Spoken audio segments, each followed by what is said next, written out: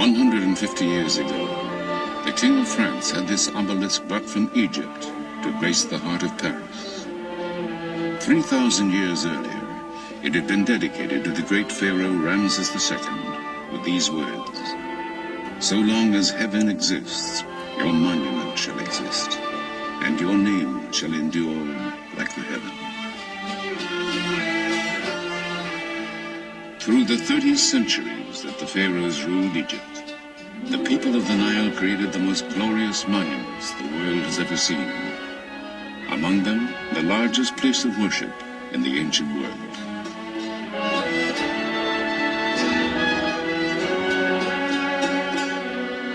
These miracles in stone were tributes to their gods and kings.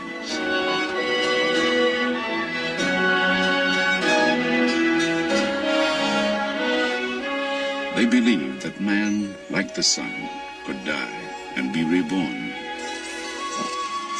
They constructed elaborate tombs to protect the body and house the soul throughout eternity.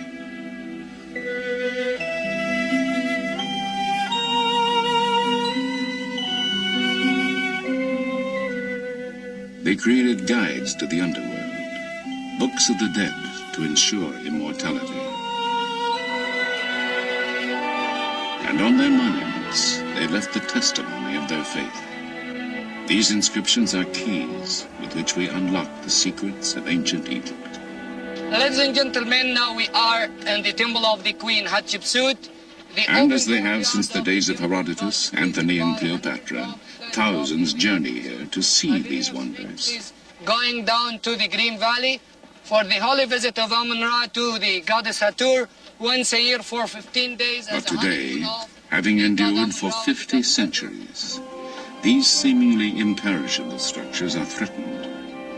Their fate may be determined in our lifetime. So, people of science, soul, and conscience travel here from all over the globe to save the priceless monuments, to decipher the meaning of the messages before they disappear forever. This is the story of the land of Egypt and the quest for eternity.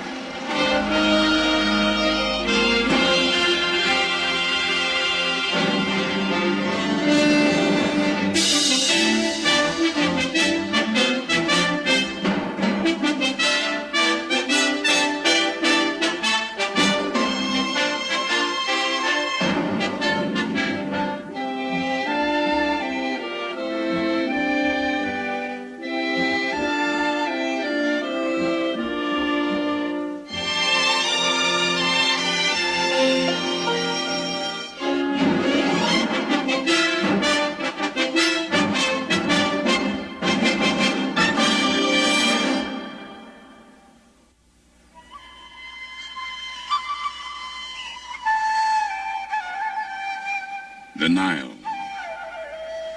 flowing through the endless miles of Egypt's desert sands, its precious waters gave birth and breath to one of the greatest civilizations that has ever taken hold on our planet.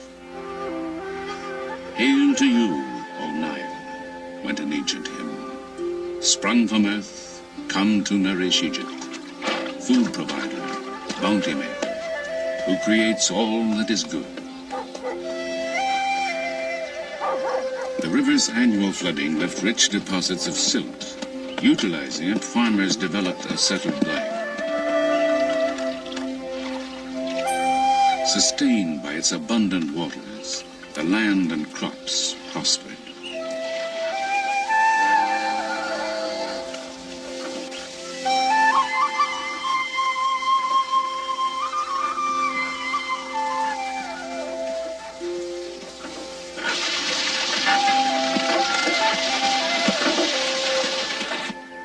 Even mud from the Nile's banks provided the people with material for everything from clay pots to the bricks with which they built their homes.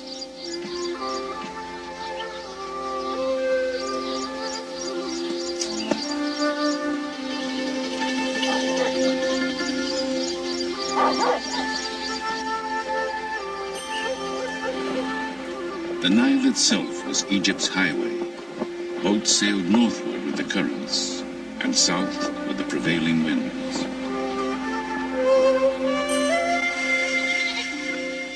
To predict the time when the river would overflow, the ancients developed a calendar. Our own evolved from it. Along the extended oasis of the Nile Valley, a way of life emerged that still endures today, virtually unchanged from the furthest reaches of recorded time.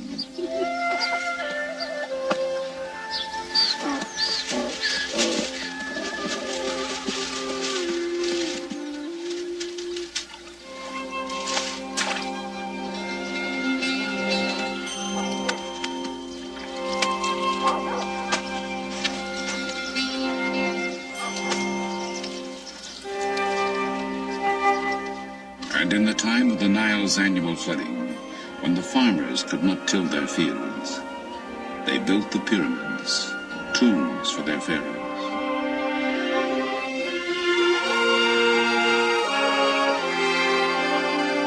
All that remains of the seven wonders of the ancient world, they were stairways to heaven, for to all Egyptians, their religion promised an afterlife. The largest monument ever constructed, the Great Pyramid, contains more than 2 million immense limestone blocks, each weighing over 2 tons. 100,000 men toiled for 20 years without wheel, horse, or iron tools to create it, that their pharaoh might join the sun god and live in eternity. This dedication to gods and kings was to sustain the Egypt of the pharaohs for 3,000 years.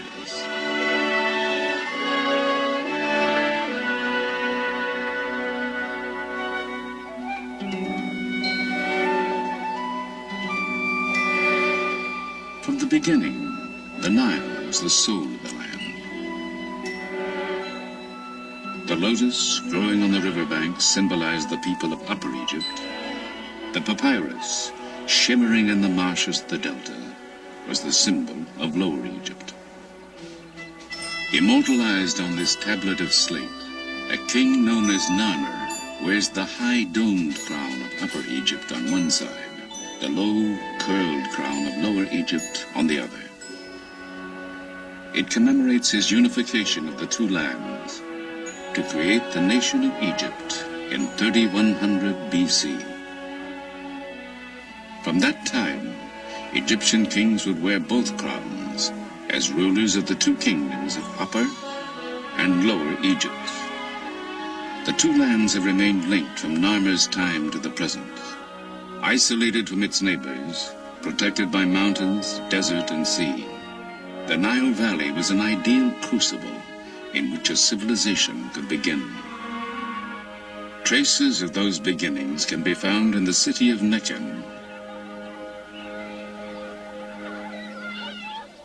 The site, still populated today, holds evidence of habitation stretching back 6,000 years.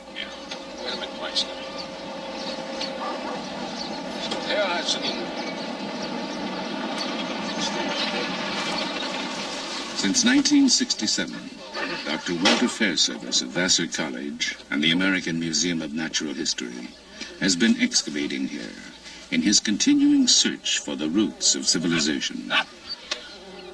It was here, just 90 years ago, that the Narmer tablet was discovered.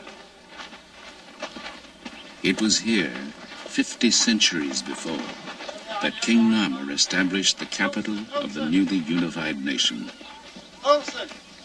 Here we have the walls of a princely complex that belonged to a king who lived here 5,000 years ago at the very beginning of Egypt's unification. He was a great king, a powerful monarch. And we know from the size of the rooms and the way things are located that he was a very rich man, a very wealthy person. We know he has storerooms full of grain. We know that he had perhaps a great hoard of copper and many other things of that order. And yet, oddly enough, this powerful monarch, he left the place. He abandoned it.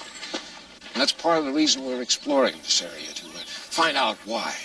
Why at the very beginnings of Egypt's history do we have a place as important as this abandoned? Perhaps the secret still lies buried in these mud brick walls. Sifting through the debris of the centuries, the Fair Service team continues to piece together the history of the site.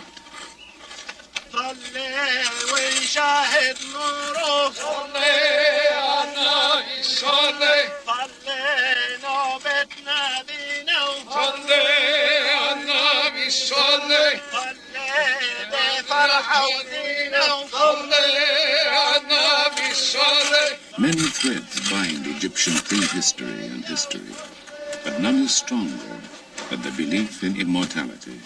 But this one is interesting because Equipped with objects necessary for the afterlife, these bodies were buried before the first pharaoh built his palace here. right here, if I can pull this up just a little bit, hairpins found at the roof of the skull. Made of some quill-like, or ivory, I guess. Perhaps ivory. Perhaps ivory, yeah. Put that back there. In this capital, religion, tradition, and political power fused. Foundations were laid on which the longest lasting of all ancient civilizations would rise.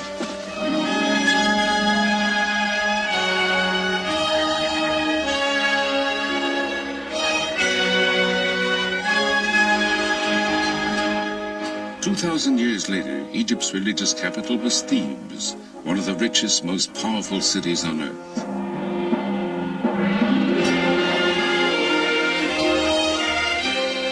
At its heart was the temple of Amun at Karnak, the largest place of worship in the ancient world.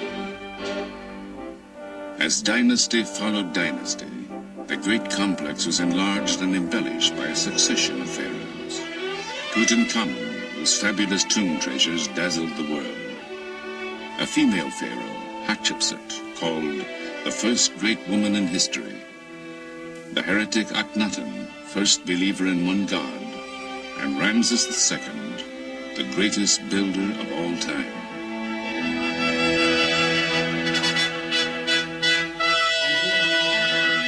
Called Ramses the Great, Pharaoh, while Egypt's power and prosperity flourished, this warrior king was to rule for 67 years, bring peace to the empire, father nearly 200 children, and leave his mark on fully half the monuments in Egypt. Ramses was only about 20 when his father, Seti I, died in 1290 BC. Seti had ordered his funerary temple built at Abydos. One of Ramses' first acts as pharaoh was to travel there to complete it. To all Egyptians, this was the most sacred city on earth. Here, drawn by some mystical identification with Abydos and the long-dead pharaoh, an extraordinary woman known as Seti was to come 3,000 years later. With a group of fellow Egyptologists, she celebrates her 77th birthday. To you. Happy birthday, Seti. Happy birthday to you. Well, thank you very much. You certainly made it a happy birthday. Let's make a speech. Make a speech. Oh, how lovely. Oh, I am. I'm afraid it was a mass-produced one, but...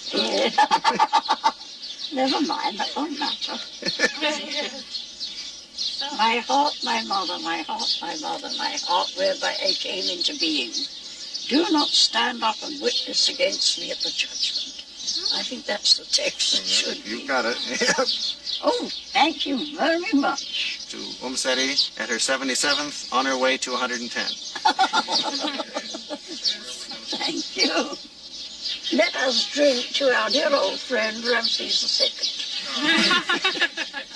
Born Dorothy Eady in England, she says something called her here from the time she was a child. She came here 50 years ago, married an Egyptian, and had a son whom she named Seti.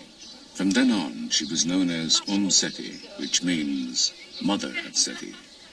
She has devoted the last 30 years of her life to the study of Seti I's temple and become an expert on him and Ramses II. Ramses tells that he came to Abydos alone, you see, in the first year of his reign after his father was dead. And he found that the decoration of this temple was incomplete. In the inscription, he says that I ordered the work of my father to be completed. And all the works which my father had started and were still incomplete, I had them finished. And then he goes on as if he's speaking to the soul of his father, you see, and telling him that all that Seti had wanted to do and died before completing, and all his plans and ambitions, Ramses would complete it. And he said, so long as I am ruling, it will be as though you are still on the throne. He was a nice fellow, and he was a very good son.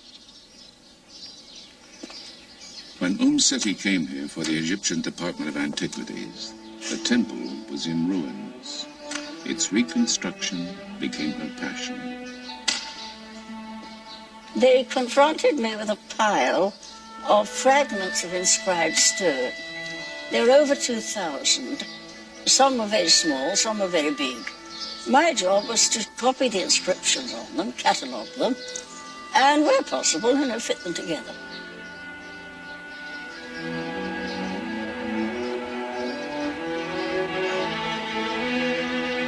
The temple is vibrant with carvings that look as fresh today as when they were painted 3,000 years ago.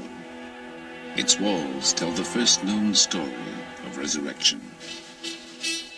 Osiris, a mythical ruler, was killed and dismembered by his brother. His wife, the goddess Isis, found the scattered pieces of his body, bound them together, and Osiris arose from the dead. Their son, the falcon-headed god Horus, was to grow to manhood and avenge his father. Anubis, jackal-headed god of embalming, was sent by the sun god to help Osiris live eternally.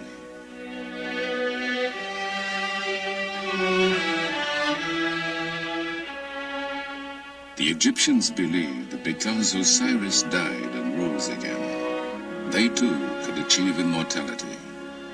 Worshipping Osiris, Seti assures his place in the afterlife. Offering incense, the pharaoh worships before the bark of the sun god, Amun-Re.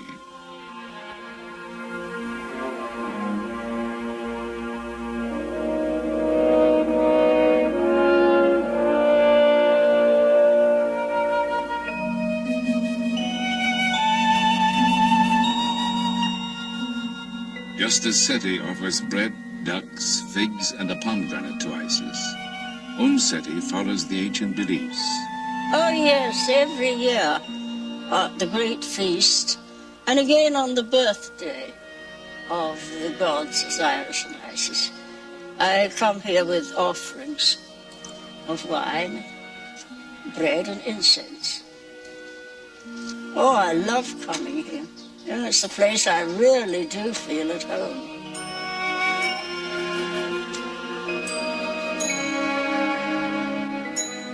Three days after this filming was completed, Seti died. She was buried in Abydos, Egyptian city of resurrection.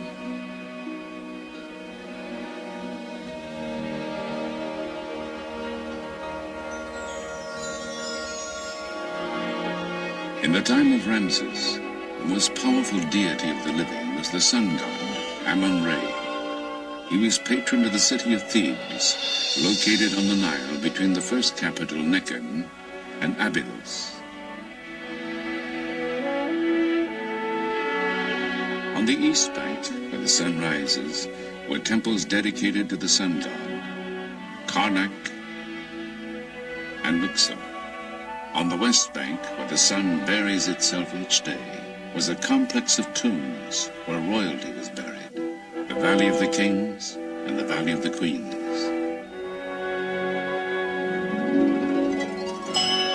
The Greek poet Homer was to immortalize Thebes as the city of 100 gates, where 400 heroes with their horses and chariots pass through each of these great gates.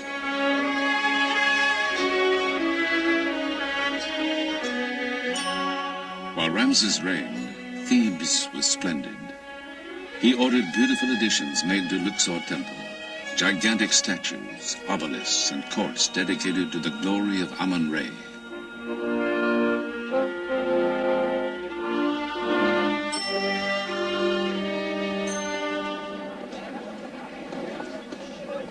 But having endured 3,000 years, these monuments face destruction in our time from the effects of increased agriculture, industrialization, changing weather conditions, due in part to the Aswan High Dam, and even the tourists themselves.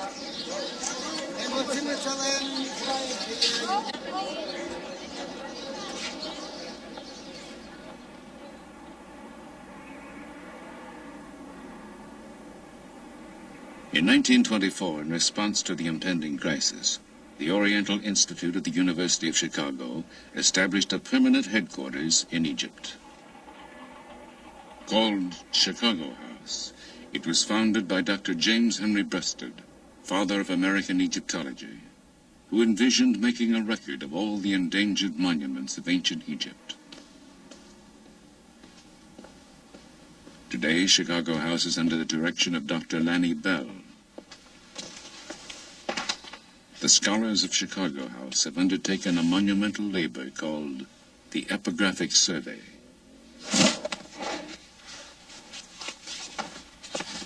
Over the past 50 years, the Oriental Institute has published an epic series of volumes containing the results of the survey. Utilizing an ingenious combination of photography and draftsmanship, the Chicago House Egyptologists create facsimile drawings of the monument's carved and painted surfaces, the only record that will remain when the hieroglyphs and decorations have disappeared forever from the temples.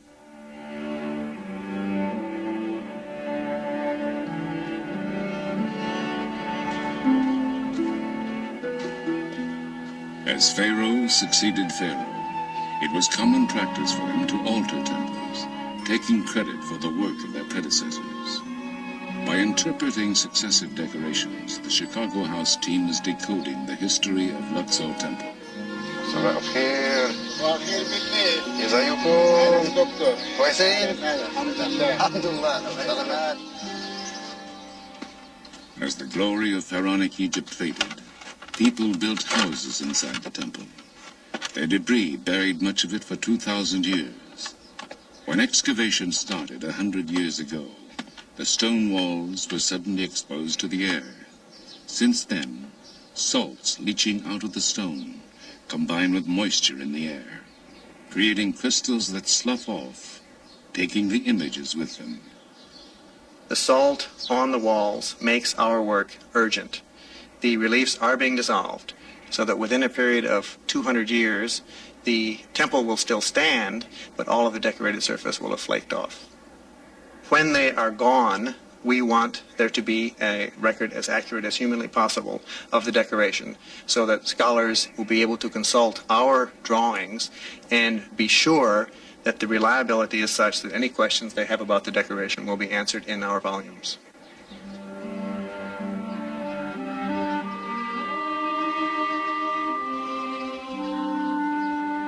When the gods were worshipped here no more, great portions of the temple were dismantled.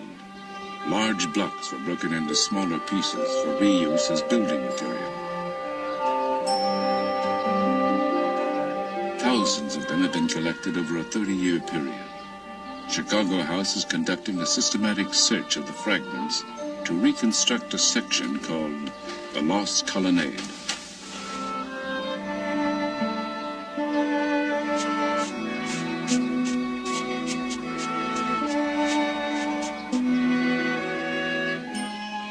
Finding a fragment that may fit, artist Ray Johnson makes notations, and the block is carefully photographed.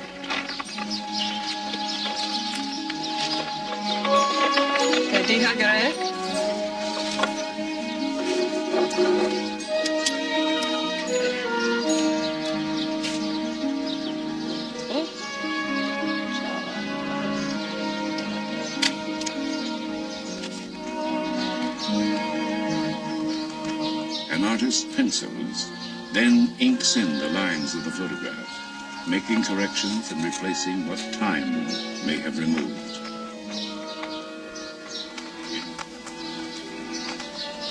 Then the artist fits the photograph into his rendering of the wall. Only the areas within the inked lines have actually been found. But from the salvaged fragments, it is sometimes possible to reconstruct the entire design created by the original artist 3,000 years ago.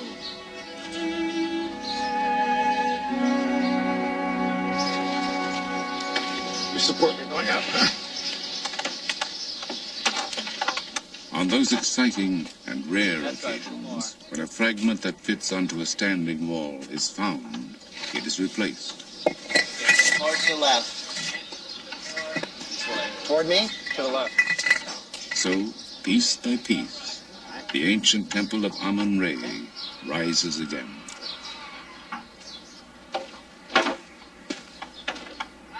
The investigations of Chicagoans have revealed that the colonnade of Luxor Temple is the major standing monument of Tutankhamun. To completely evaluate its architectural history, the inscriptions at the top of the structure must be photographed. Ladders reaching 5 stories high have been assembled.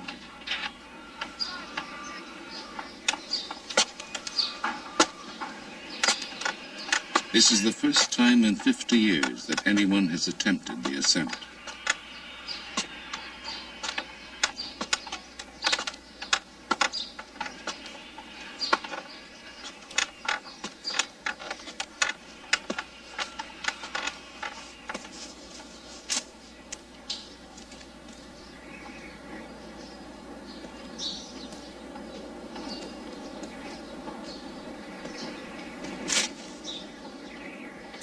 On the 70-foot-high columns, Dr. Bell studies the techniques used by the artisans of antiquity.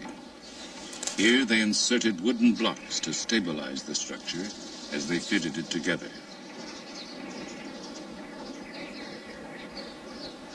A roof once covered the colonnade, but it fell or was removed sometime before 1600 AD. Fragments of it found on the temple floor have been identified.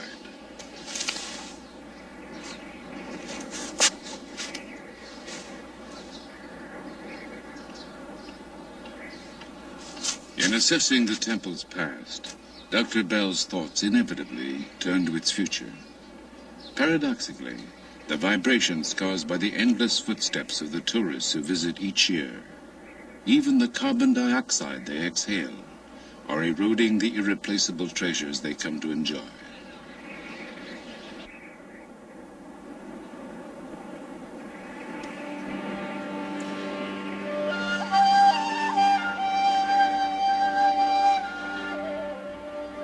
Chicago House studies have revealed that 100 years after Tutankhamun built this structure, Ramses II systematically erased his predecessor's name and replaced it with his own, naively assuming he could deceive the gods and take credit for the colonnade's construction.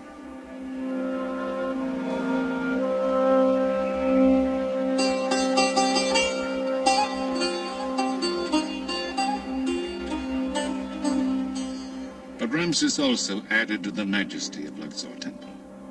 He built a massive entrance, the horizon from which the sun god goes forth. From reliefs we can reconstruct a dazzling annual festival, the Feast of Opet.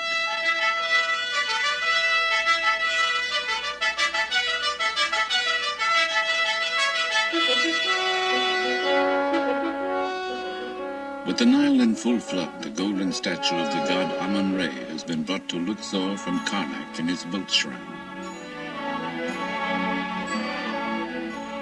Within the temple's innermost sanctuary, Ramses offers incense, flowers, and food to the linen-shrouded god. The sacrifices and ceremonies concluded, priests lead the procession out of the temple, purifying the way before them.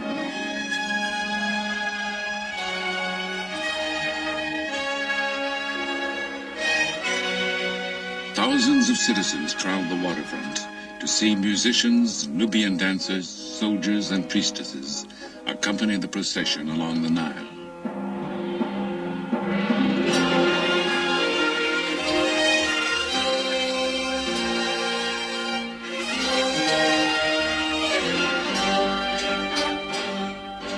The shrine of the god is placed on its sacred bark, and in great ceremony, priests, god, and pharaoh are towed back to Karnak Temple.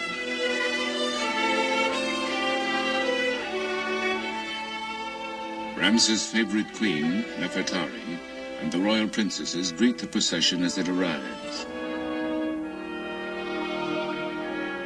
Concluding nearly a month of worship and revelry, the royal couple enters the great temple of Amun at Karnak.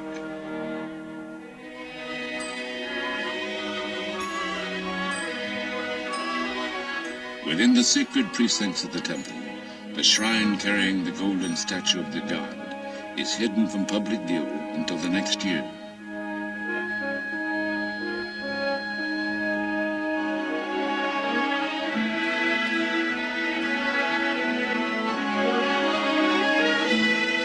Symbolically renewed and reborn, the divine King Ramses advances toward the innermost reaches of the temple, where no common mortals are allowed to venture.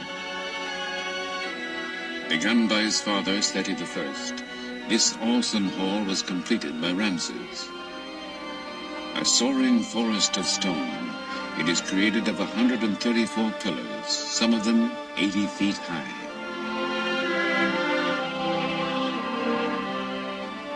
Ceilings and columns are ornamented with Ramses cartouches, magical ropes that surround the king's name to protect him from evil. In the hieroglyphs of his name is the message, "It is Re, the sun god, who bore him." From the sun god, the pharaohs drew their right to rule, their divinity, their legitimacy, and crowns. So they constructed this mighty city of God. 100 pharaohs enlarged and embellished it over a period of 2,000 years, a creation that did not cease until the Christian era, that has resumed as modern archaeologists restore this timeless testimony of faith.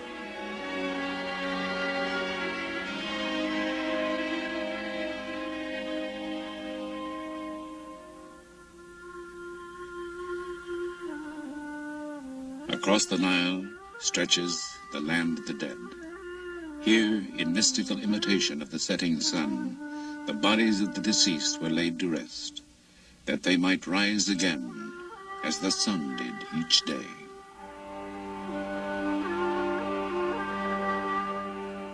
Cut into the heart of the mountain, the Theban necropolis is a vast labyrinth of tombs.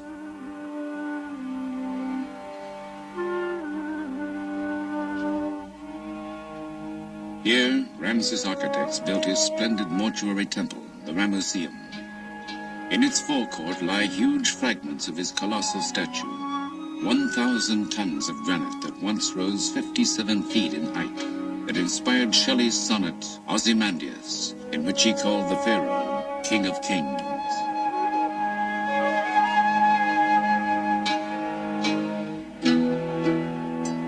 When Ramses died in 1224 BC, the Ramesseum was magnificent. Here, the magic of his name and images would keep him alive forever. This was but a stopping point for the dead king and his funeral procession, a sacred place where offerings would be made to him from this day throughout all time.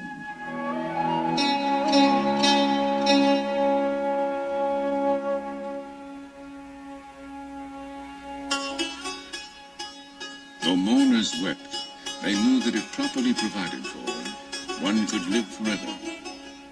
So they carried with them everything the dead might need for the voyage through eternity.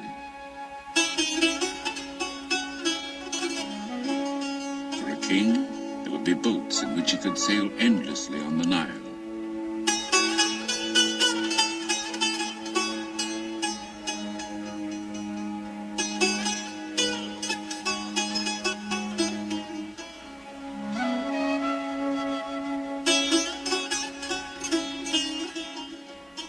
And a throne from which he could continue to reign.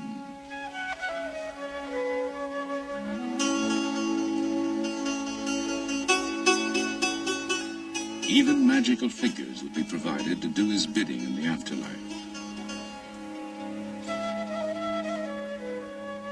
In their tomb paintings, the people of the Nile depicted the hereafter as a pleasant extension of their earthly lives, a place where they could amuse themselves hunting ducks, where rich crops would sustain them.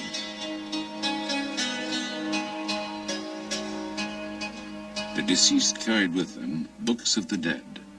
They instructed the departed on how to avoid the gods and demons that would attempt to bar their way. Her body, painted with stars, a goddess of the sky, stretches over a reclining god who represents the earth. Between them, a winged form of the sun god sails through the netherworld.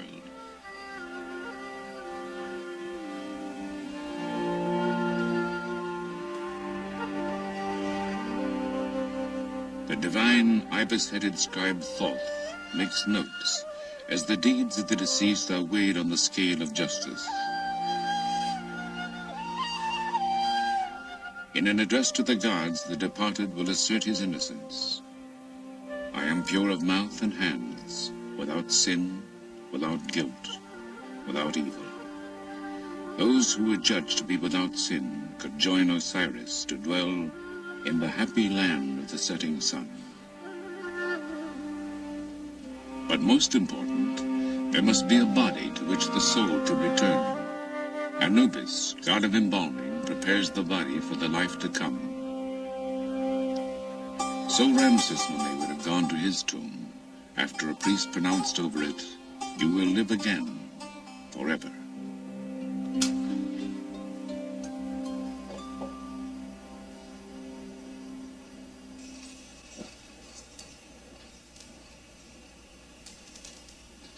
The tomb of Ramses II.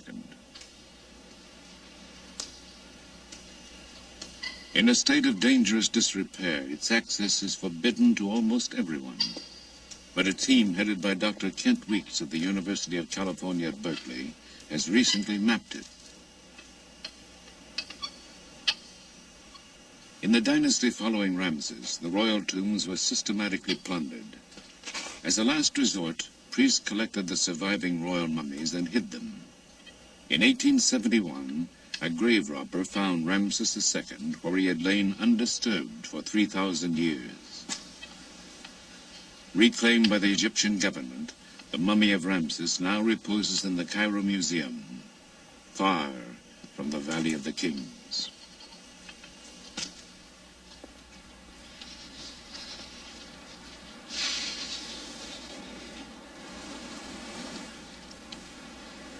This is the West Valley. It's part of the ancient necropolis of Thebes, about 9 square miles of some of the most important archaeological monuments anywhere in the world.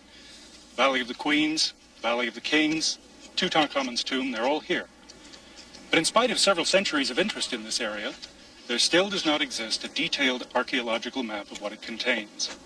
That's the purpose of the Berkeley Theban Mapping Project, to make as detailed an archaeological map as modern technology will permit. It's an important project. It's going to make it possible for us to study the history of the necropolis, but even more important, it's going to help us to preserve it and protect it.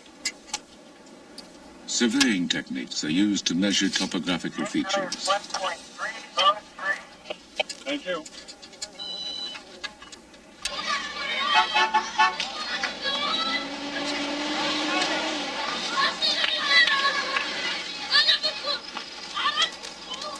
At headquarters in a village below the necropolis, the team reviews its findings. Okay. Can you see Q2 there above the temple at Deir Medina? Aerial photographs are used to plan tomb mapping for the next day in the Valley of the Queens. Right above the temple? Yeah, right there. Okay, that's the first point we'll occupy tomorrow morning. When surface measurements are combined with plans of the tombs, they will create new and revolutionary three-dimensional maps. These will make it easier to find correlations between the geography and the locations of the known tombs, and perhaps enable scientists to find tombs still undiscovered. Let's drop everything here, Dave, and then we can send it on down. don't you and Jenny go on down? We'll start passing stuff to you. Dave, why don't you choose what we have to take down, and we'll leave the rest up here. All right. I'll get the lantern. Not you.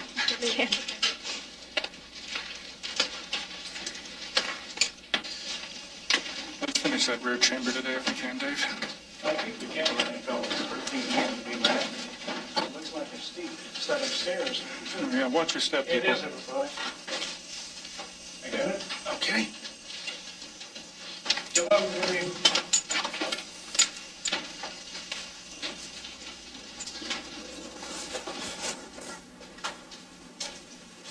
Standard surveying techniques are used to obtain the dimensions of each chamber.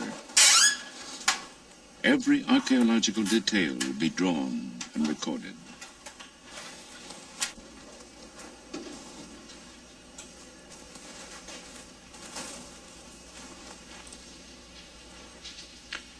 I think that's about it, Kat. Did you get those problems in the back chamber? It was customary to place the tombs of royal children in the Valley of the Queens.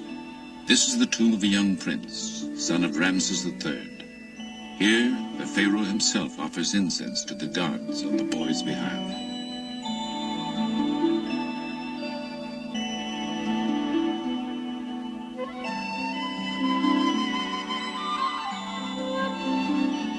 In these touching scenes, the pharaoh leads his 9-year-old son into the presence of the divinities of the underworld. Carrying the feather of truth, the boy obediently follows his father.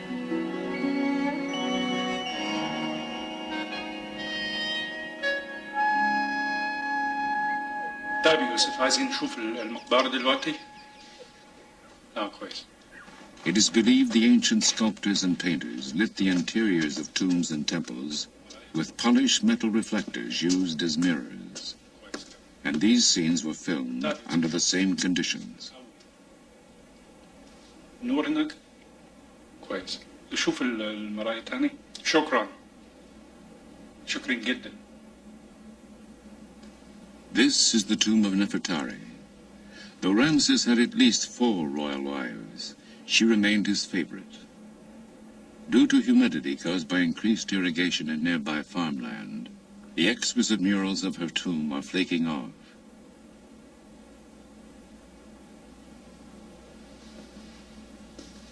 Unless scientists can halt the deterioration, these may be the last moments of what was imagined as the endless ages in which Nefertari would live on these walls.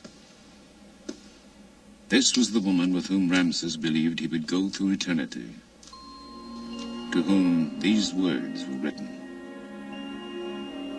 The princess, rich in grace, lady of affection, sweet with love, mistress of the 2 lands, songstress of the beautiful countenance, greatest in the harem of the lord of the palace. All that you say will be done for you. Everything beautiful according to your wish. All your words bring contentment to the face, wherefore men love to hear your voice. These tributes speak to us of love and hope, a people and a civilization that soared brilliantly and then was eclipsed.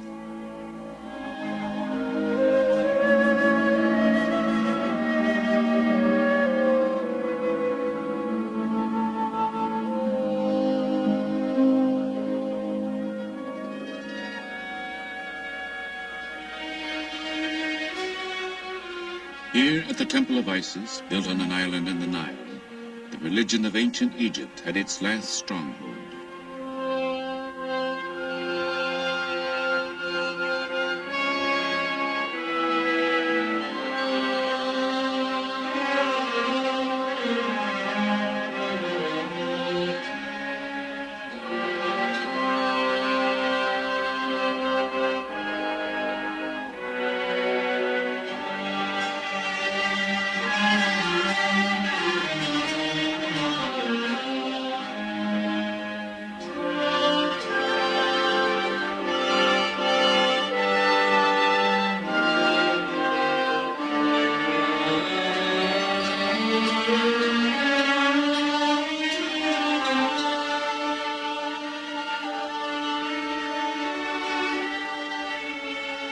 After 332 BC, The Greek Ptolemies would reign as the last dynasty of pharaohs.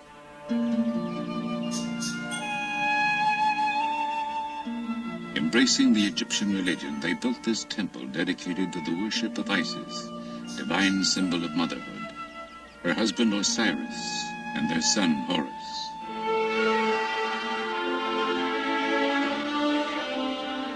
Their stories are told and retold on the temple walls. But the story of another holy family was to sweep over Egypt.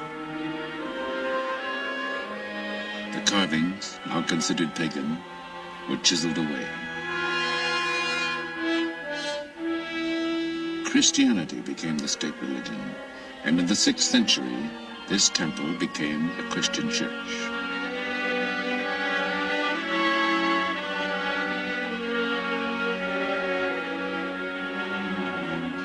The meaning of the hieroglyphs would be forgotten, the ancient rites forbidden.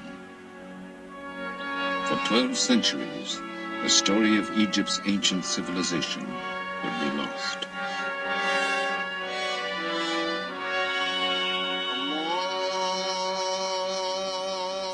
In 640, Islam and the teachings of Muhammad swept over the country. A succession of foreigners was to rule until 1952, when revolution restored full independence to Egypt after 2,000 years.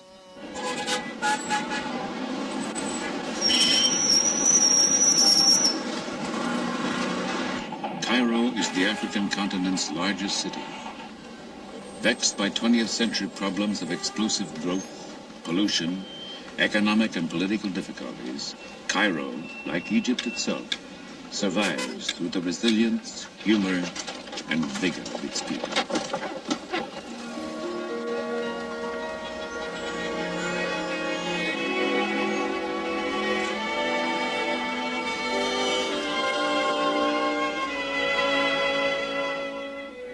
Facing an expanding population and an emerging nation's need for energy, the Aswan High Dam was built in the 1960s. With 17 times the material contained in the Great Pyramid, the dam is a monument to the new nationalism and what some would call the 20th century religion, technology.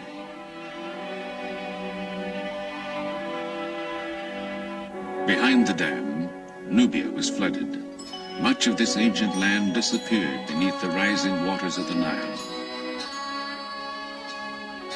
And at Abu Simbel, a magnificent temple hewn from a sandstone monolith, the newly forming lake licked at the feet of these colossal images of Ramses II. A concerned world realized that the temple would soon be engulfed. How could it, and the temple of Nefertari, which flanked it, be saved? At the 11th hour, with funding from Egypt, the United States, and UNESCO, an international team swung into action, racing the rising Nile. Slab by slab, in cuts no more than 1/4 of an inch thick, the temple was dismantled. The work continued night and day as workmen cut 190 feet down through the cliff.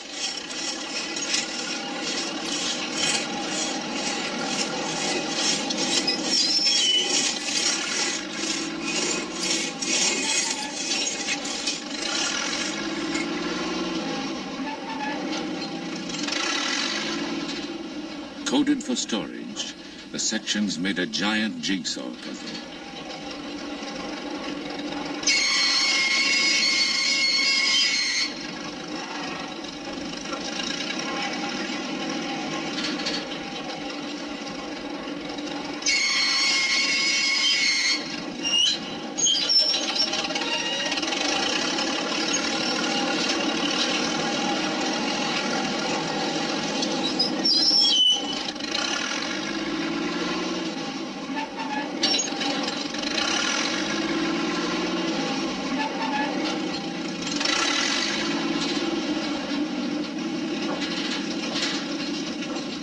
Moved up 200 feet beyond the reach of the Nile, the temple was reassembled.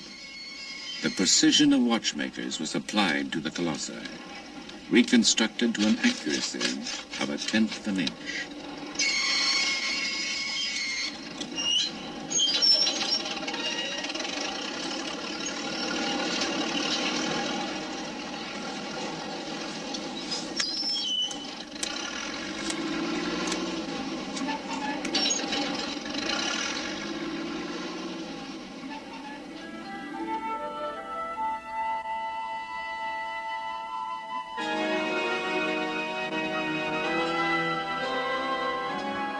Ramses' temple was designed by ancient priest astronomers so that the sun would penetrate deep within to bless a figure of the pharaoh on the jubilee that celebrated 30 years of his reign. In our time, engineers have resituated the temple so that the sun still streams in on the pharaoh on each anniversary of that day, 3,200 years ago.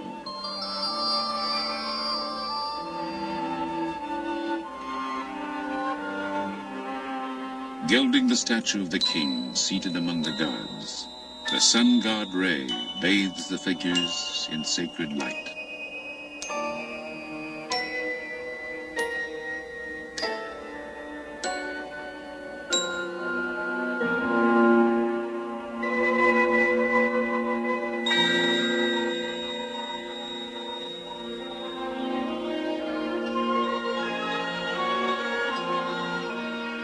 Why have people come here since the days of ancient Greece and Rome? These works are expressions of the quest for the meaning of life itself, a longing for connection with the gods, a need for beauty, a hope for immortality. They are worth knowing and worth saving because the record of the past tells us something of ourselves and hints of our future. Here, Egyptians and travelers alike raise their eyes to Ramses, speak of him, remember him as a leader who signed the world's first major peace treaty. It reads, "Beginning with this day, in order to bring about good peace and good brotherhood between us forever, he is in peace with me, and I am in brotherhood with him, and I am in peace with him forever." In the religion of the ancient Egyptians, to speak of the dead is to make them live again. For Ramses, the quest for eternity has been fulfilled.